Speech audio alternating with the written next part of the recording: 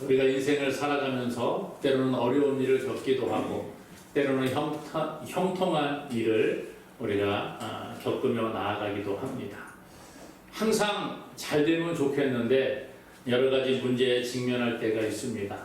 그때 어떤 사람들은 문제가 올 때에 낙심하고 좌절하고 포기하려고 하는 그런 사람이 있는 반면에 어떤 사람은 인생의 문제가 올 때에 어떤 이유 때문에 이런 일이 왔는지 문제를 진단하고 또 앞으로 내가 어떻게 해야 될 것인가 그 해결책을 찾아가는 사람들이 있는 것을 볼 수가 있습니다.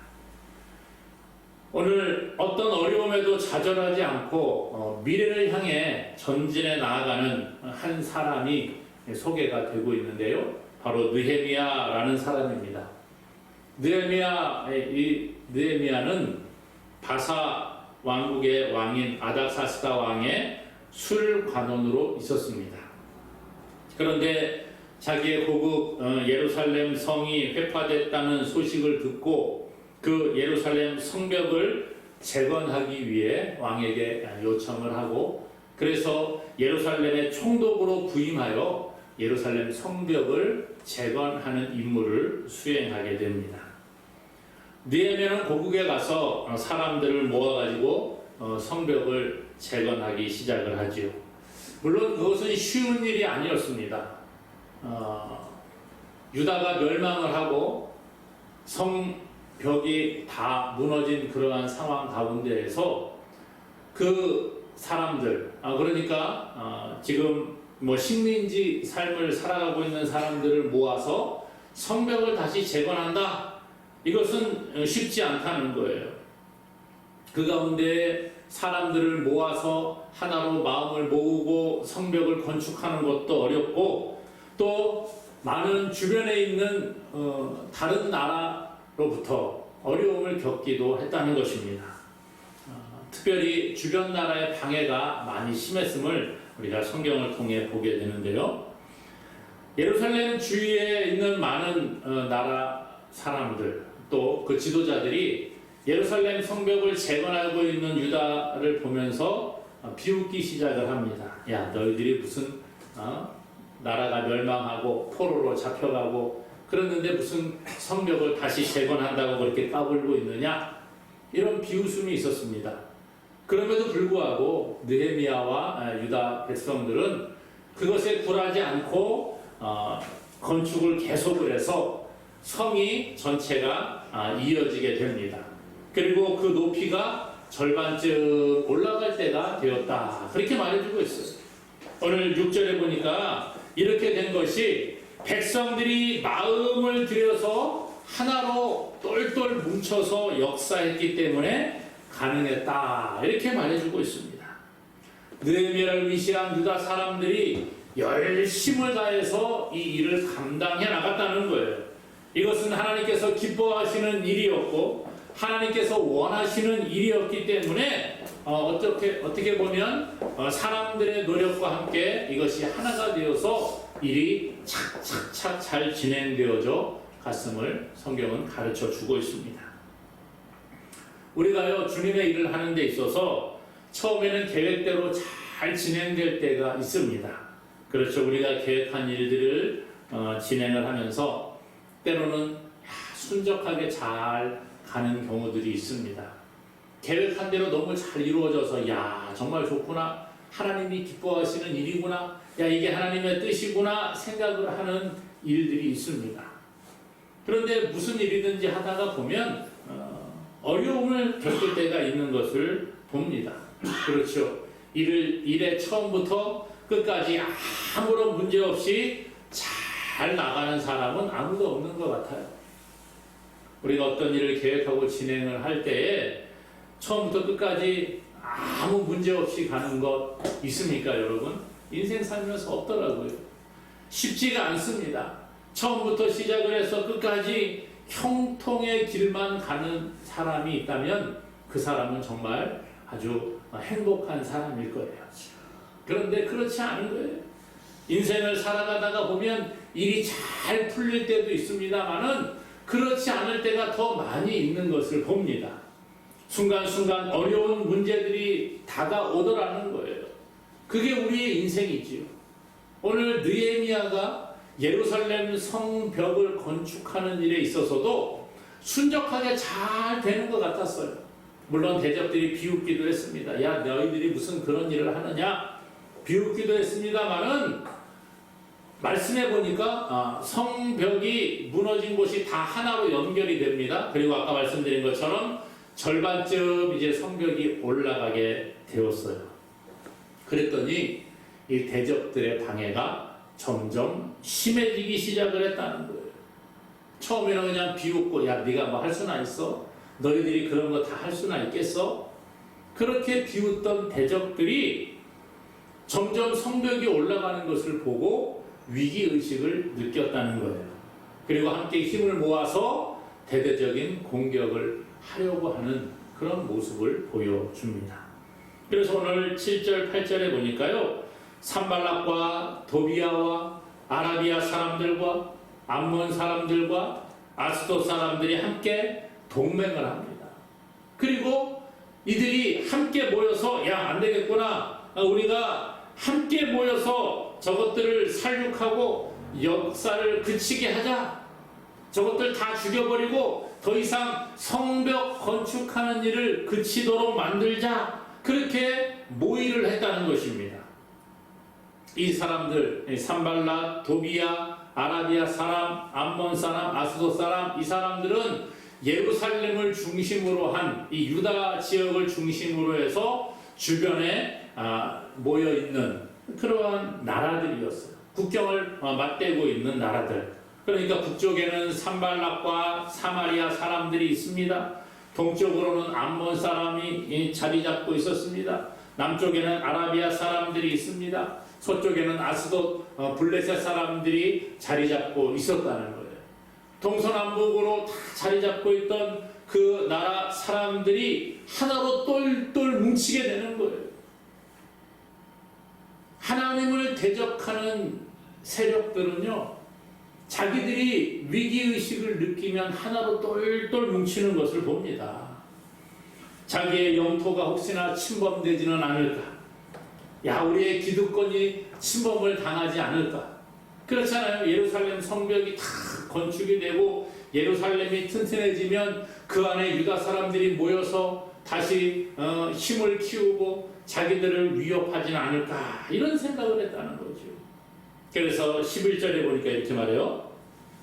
우리의 원수들은 이르기를 그들이 알지 못하고 보지 못하는 사이에 우리가 그들 가운데 달려 들어가서 살육하여 역사를 그치게 하리라 하고, 성벽이 건축이 되고 그렇게 성이 튼튼해지면 힘을 키워서 그들이 우리 가운데 와가지고 우리를 살육하지는 않을까, 그런 생각을 했어요. 그래서 야, 안 되겠구나. 우리가 똘똘 뭉쳐서 저것들 성벽을 다 건축하기 전에 중단시키고 못하게 방해를 하자, 이런 생각을 하게 되는 겁니다. 이처럼 사탄의 세력은 외부의 적들을 통해 여러 가지 방법으로 하나님의 사람들을 공격해 온다는 거죠. 때로는 우리의 생명을 위협하기도 합니다. 하나님으로부터 우리가 멀어지게 하고 신앙으로부터 떠나게 만들려고 노력하는 게 이 대적들이 하는 일이라는 거예요. 많은 하나님의 백성들이 고난을 당했습니다. 성경을 보게 되면요, 끊임없이 하나님의 사람들은 고난 가운데 있었어요. 평탄한 삶을 살지 않았다는 것입니다. 신약에도 보면 초대교회 때부터 하나님을 믿고 예수 그리스도를 믿는 하나님의 사람들이 고난 가운데 있었습니다. 예수님을 믿는다는 이유 때문에 죽음을 당했고요, 예수님을 믿는다는 이유 때문에 박해를 당하고 숨어 살아야 됐습니다. 그때만 그렇습니까? 아니요. 기독교 역사를 보게 되면 끊임없이 이런 일들이 있어 왔습니다. 우리나라도 마찬가지지요.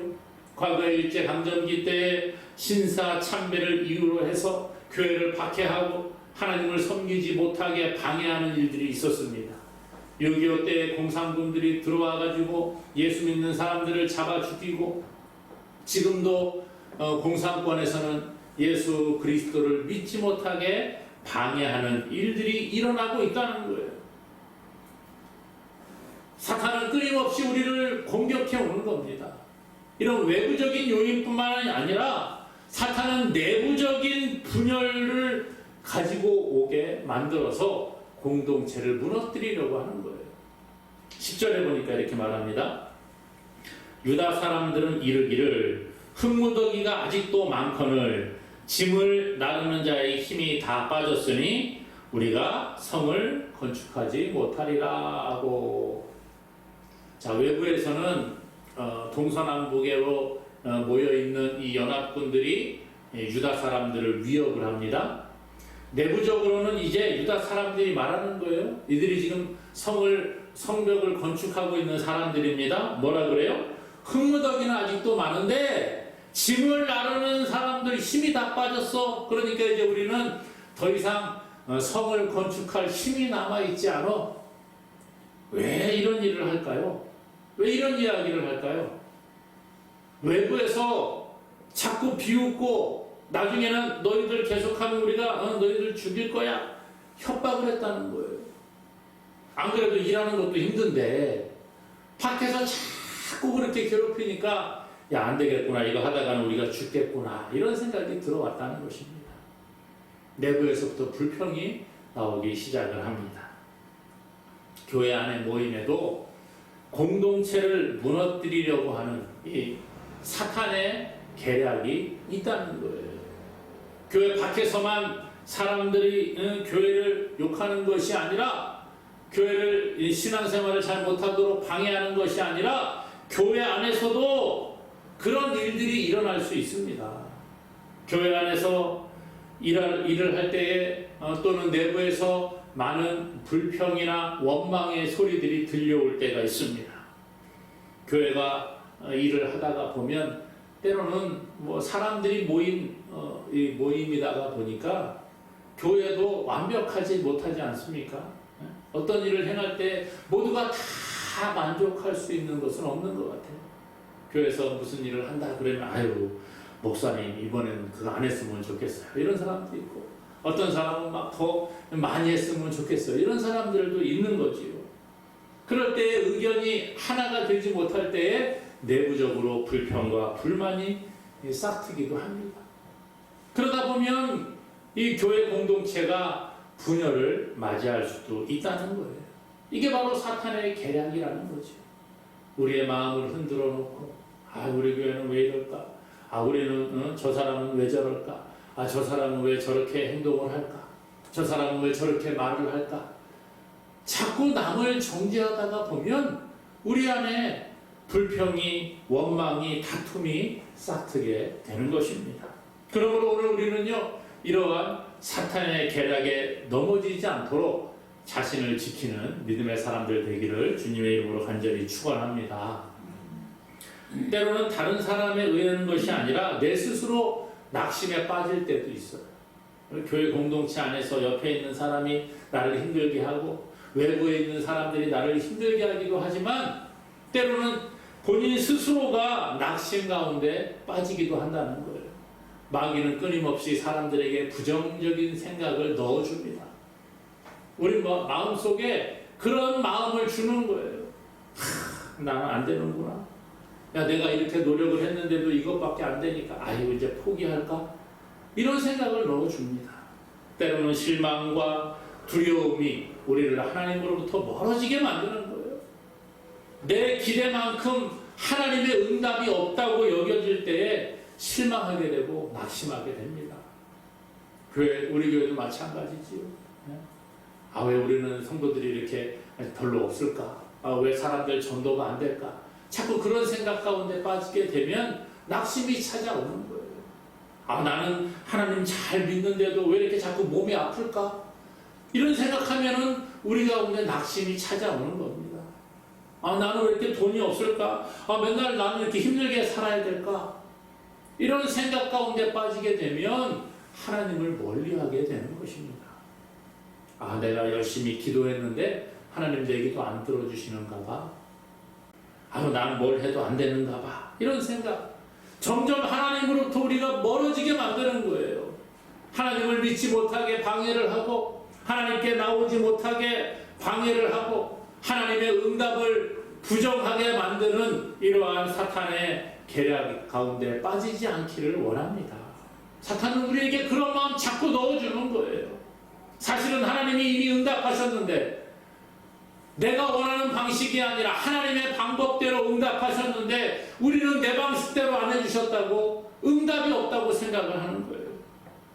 오늘 우리는요, 외부로부터 오는 그러한 박해와 외부의 적들뿐만 아니라 내 안에서부터 다가오는 잘못된 생각들을 우리가 잘 분별하고 그것들을 자꾸 끊어버리는 자들이 될 수 있기를 원합니다.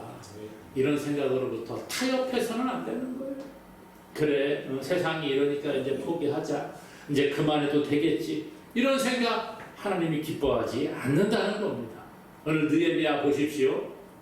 성벽이 다 연결이 되고 중간쯤 올라갔을 때 이제 대적들의 박해가 점점 심해집니다. 처음에는 비웃었어요.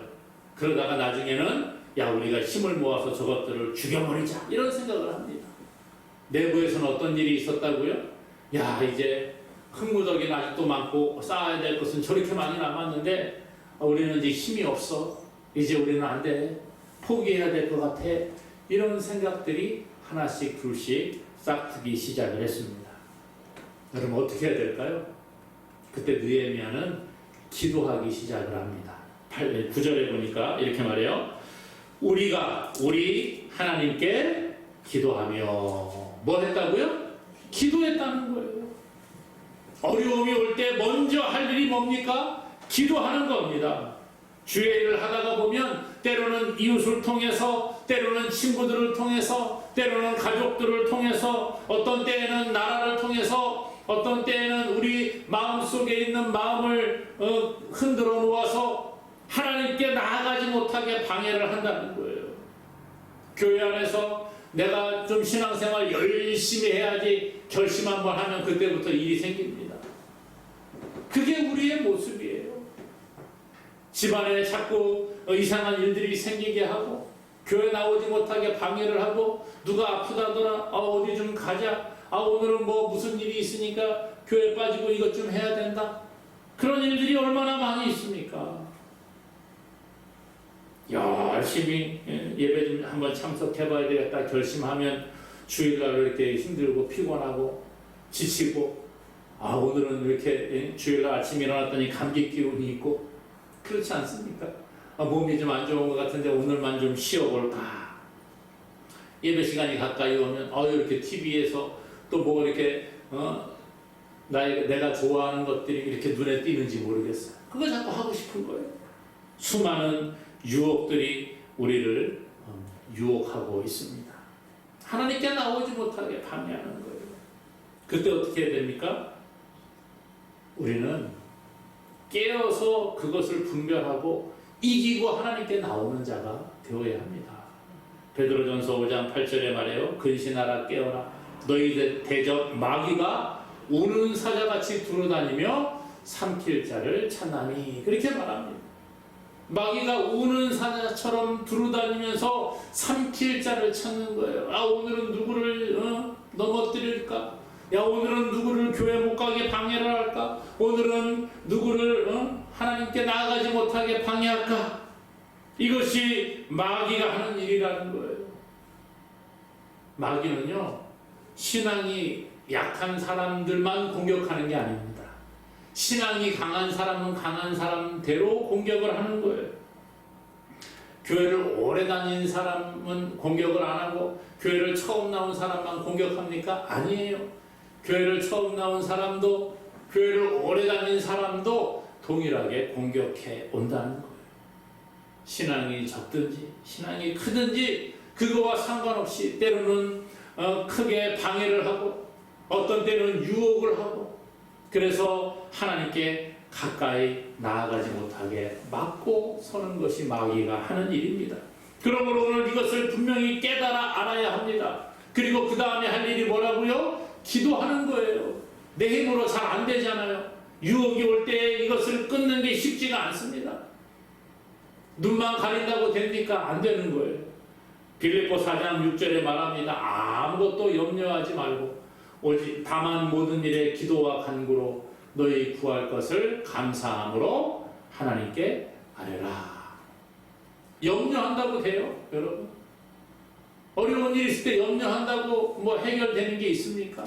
내가 걱정한다 그래서 그 문제가 다 해결된다고 하면 걱정 아주 짊어지고 살겠지요. 그런데 그게 안 되는 거예요. 오늘 말씀은 뭐라 그래요? 아무것도 염려하지 말고 다만 모든 일에 기도와 간구로 너희 구할 것을 감사함으로 하나님께 아뢰라. 하나님 기도합니다. 이렇게 하신 줄로 믿고 감사합니다. 이런 믿음의 고백을 하라는 거예요. 어려울 때일수록 주저앉아 있는 것이 아니라 먼저 기도하라는 거예요. 물론 쉽지가 않습니다. 기도의 자리에 나온다는 것 자체가 어려운 거예요. 그렇지 않습니까? 여러분? 마음이 괴롭고 힘든데 기도하라고 하면 아유 목사님 힘들어 죽겠는데 무슨 교회를 나와요? 지금은 일어날 힘도 없는데요. 우리 그러지 않습니까? 저도 그럴 때가 있어요. 기도도 안 되고 마음에 낙심이 찾아오고 그럴 때가 있지요. 저도 사람인데. 그러나 그것을 이기고 나와야 되는 거예요. 기도의 자리로 나오는 것, 이것이 첫 번째 하나님의 응답을 받는 비결이라는 거예요. 하나님의 기도의 자리에 나올 때에 하나님께 기도할 수 있고, 기도는 놀라운 응답을 우리에게 경험하게 하는 줄로 믿습니다. 예레미야 33장 3절에 말합니다. 너는 내게 부르짖으라. 내가 내게 응답하겠고 내가 알지 못하는 크고 은밀한 일을 내게 보이리라. 기도하면 부르짖으면 응답하겠다. 이게 하나님의 약속이에요. 크고 은밀한 일을 보여주겠다. 이게 하나님의 약속이라는 겁니다. 그러므로 우리에게 어려움이 있습니까? 시험이 찾아옵니까? 근심이 있습니까? 그럴 때에 먼저 하나님께 기도하는 거예요. 물론 어렵지만 그 은혜의 자리, 기도의 자리를 지키려고 노력하는 저와 여러분 되기를 간절히 소망합니다. 그래서 기도만 하는 게 아니고요, 행동이 필요한 거예요. 기도할 때 기도의 자리에 나아가는 행위가 필요하다는 거예요. 기도하고 하나님께서 하실 일을 믿음으로 고백하고 내가 할 일을 해야 된다는 거예요. 오늘 9절에 보니까 이렇게 말합니다. 우리가 우리 하나님께 기도하며 그들로 말미암아 파수꾼을 두어 주야로 방비하는데. 자, 기도합니다. 하나님, 저 대적들이 우리를 괴롭히고요, 우리를 뭐 죽인다고 위협을 합니다. 어떻게 할까요? 도와주세요. 이렇게만 있는 게 아니라는 거예요. 그 뒤에 보니까 뭐라고 해요? 그들로 말미암아, 그 대적들로 말미암아 파수꾼을 두어 주야로 방비하기 시작을 합니다. 혹시나 대적들이 진짜로 우리를 공격해 올 수 있잖아요. 그렇기 때문에 파수꾼을 두어 방비하기 시작을 했다는 거예요. 우리가 하나님께 무조건 기도만 하고 있으면 다 되는 게 아닙니다. 물론 기도하면 됩니다. 기도하면 됩니다. 그런데 기도만 하고 가만히 있는다고 해서 하나님의 응답이 있느냐? 물론 그럴 수 있어요. 물론 그럴 수 있습니다. 그러나 많은 경우에는 건강한 신앙인들은 기도하고 나서 내가 할 일을 충실히 행할 때에 하나님의 역사가 일어나게 되는 거예요. 손뼉이 마주쳐야지 소리가 나듯이 하나님께 기도하고 하나님의 역사가 임할 때에 우리가 함께 반응하는 그 순간 하나님의 역사는 크게 일어나게 될 줄로 믿습니다. 그러므로 오늘 이 느헤미야 보세요. 하나님께 기도하며 그들로 말미암아 파수꾼을 두어 방비했다. 그렇게 말하잖아요. 여러분, 몸이 아프면 하나님께 기도해야죠. 하나님, 내가 어디가 아픕니다. 하나님, 이곳이 안 좋습니다. 치료해 주세요. 도와주세요. 물론 기도하면 하나님이 응답해 주시고 치료해 주실 거예요. 그러나 때로는 우리가 기도하고 또 하나님이 주신 일반 은총인 의학의 도움을 구할 때도 있는 거예요. 감기로 고통받는데 하나님 감기 낫게 해주세요. 기도하면 낫지요. 그러나 때로는 이게 증상이 심하니까 좀 증상을 완화시키기 위해서 병원에 가서 처방을 받고 약을 먹을 수도 있는 겁니다. 이게 잘못된 것이 아니에요. 오늘 우리가 착각하는 것은 기도만 하면 다 된다고 생각을 하는 겁니다. 여러분, 학생이 공부를 하는데 제가 자주 말씀드리죠. 학생이 공부를 해야지 되잖아요. 그렇죠? 그래야지 시험을 보고 진학을 하고 뭐 성적을 내지 않겠습니까? 그런데 학생이 공부는 하지 아니하고 매일같이 하나님께 기도합니다. 하나님, 제가 이번에 시험 잘 보게 해주세요. 공부 잘하게 해주세요. 그리고 책도 하나도 보지도 않고 기도하고 나서 또 쉬었다가 또 기도하고 놀다가 또 기도만 합니다. 자, 시험을 봤어요. 어떻게 됐을까요? 네? 하나도 본 게 없는데 뭘 알겠어요? 네? 오늘 그겁니다. 우리가 하나님께 기도하는 게 중요해요. 그러나 기도만 하고 가만히 있다고 해서 다 되는 게 아니라는 거예요. 하나님께서 우리에게 주신 그 자리에서 내가 최선의 삶을 살아갈 때에 그 기도가 하늘에 상달되고 그것을 통해서 하나님이 응답하시는 줄로 믿습니다. 요즘 가을에 그래도 뭐 과일 값이 비싸다고 해도 그래도 뭐 가을이니까 좀 풍성한 것을 우리가 경험하지 않습니까? 먹거리들도 좀 더 많고 그래요. 어떤 사람이 배가 고픈데 하나님, 제가 감이 먹고 싶네요. 제가 감을 먹게 해주세요. 그리고 감나무 밑에 다 입 벌리고 앉아갖고 있습니다. 감을 몇 개나 먹을까요? 그러면 하루 이틀 지나도 모르겠어요. 감이 익은 감이 떨어지면서 입으로 쏙 들어갈 수 있을지 모르겠죠. 그러나 그냥 한 개밖에 더 되겠어요. 하다못해 자리라도 옮겨 앉아야죠. 그래야지 여러 개 먹지 않겠습니까? 그게 우리가 할 일이라는 거예요. 기도만 하고 있다고 되는 것. 물론 기도하면 됩니다. 그러나 하나님의 특별한 역사 가운데 기도의 응답이 있기도 하지만 일반적으로는 기도하면 기도하고 그 다음에 우리가 행동해야 되는 거예요. 출애굽기 17장에 보면 느비딤에서 이스라엘 백성들이 출애굽한 이스라엘 백성들이 느비딤이라는 곳에서 이제 아말렉과 전쟁을 벌이게 됩니다. 전쟁을 벌일 때 할 일이 뭐예요? 기도해야죠. 모세가 산에 올라가서 기도합니다. 하나님 도와주세요 하고 손을 높이 들고 기도합니다. 아론과 훌이 옆에서 같이 기도를 돕습니다. 기도만 하면은 이스라엘 백성들 가만히 있는데 대적들이 다 죽어요? 물론 그런 일이 일어날 수도 있습니다만은 성경에 보니까 출애굽기 17장에 모세가 기도를 할 때에 여호수아와 그의 군대들은 아말렉과 나아가서 싸우는 거예요. 막 전쟁을 합니다. 함께 싸워야 되는 거예요. 그때 모세의 손이 올라가면 이스라엘이 이기고 모세의 손이 내려가니까 아말렉이 이기고 이런 일들이 일어났다는 거예요. 기도하는 게 중요합니다. 기도해야 돼요. 그렇지만 또한 현장에 나가서 싸우는 사람도 있어야 되는 거예요. 오늘 그것이 하나님의 방법이라는 거예요. 오늘 말씀에도 보니까 느헤미야가 기도하며 또 파수꾼을 두어 주야로 방비했다 그랬어요. 적들이 오는지 안 오는지 파수꾼을 세워서 보고 한쪽에서는 일하고 또 한쪽에서는 같이 전쟁을 준비하는 모습을 보여줍니다. 13절 14절에 보니까 이렇게 이야기합니다. 백성들이 칼과 창과 활을 가지고 보초를 섭니다. 그래서 자기의 형제와 자녀와 아내와 집을 위하여 싸우는 모습을 보여주고 있다는 거예요. 그것이 필요합니다. 오늘 우리가요, 힘을 내는 것이 필요해요. 힘을 내는 것. 그냥 가만히 있는 게 아닙니다. 기도하고 기도한 후에 할 일이 뭐예요? 우리가 할 일을 최선을 다해 감당해 나갈 때 하나님의 역사가 우리에게 임하는 줄로 믿습니다. 오늘 그러므로 여러분, 우리가 할 일은 뭡니까? 먼저 기도하는 겁니다. 기도의 자리를 지키는 것, 기도의 자리에 나오는 것이 필요해요. 그리고 난 다음에 기도하면서 나에게 맡겨준 하나님의 일 지혜롭게 감당하는 자가 되기를 원합니다. 균형이 있어야 되는데, 균형.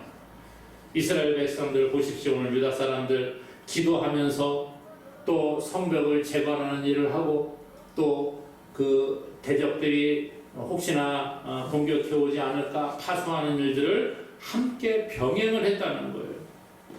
바른 신앙을 소유한 사람들은 신앙생활, 기도도 열심히 하고 나에게 맡겨준 일에도 충성하는 거예요.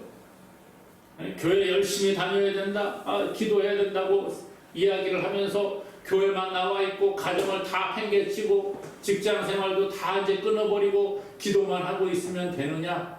물론 그럴 때가 있습니다.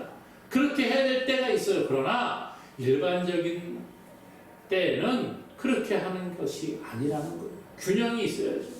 하나님께 예배하고 기도할 때가 있고 또 나아가서 나에게 맡겨준 일로 가정을 돌보고 직장 생활을 하고 그런 일을 해야 될 때가 있다는 거예요. 반대로 가정 일을 핑계로 해서 하나님께 나오는 것을 소홀히 해서도 안 된다라는 것입니다. 오늘 두 가지가 병행되어야 되는 거예요. 지혜롭게 모든 일을 감당해야 합니다. 그러기 위해서 우리가 기도하는 겁니다. 오늘 우리의 인생길에 때로는 어려움이 찾아오기도 하고 우리의 인생에 위기가 찾아올 때가 있는데 그때 할 일은 뭐라고요? 먼저 기도하고 또 우리의 할 일을 행할 때에 하나님의 큰 도우심 가운데 승리하게 되는 줄로 믿습니다. 여러분 하나님을 신뢰하고 계십니까? 믿습니까? 하나님이 하실 일을 믿음으로 고백한다면 기도하고 나에게 맡겨준 일에 충성함으로 하나님의 은혜와 복을 누리는 저와 여러분 되기를 주님의 이름으로 간절히 축원합니다.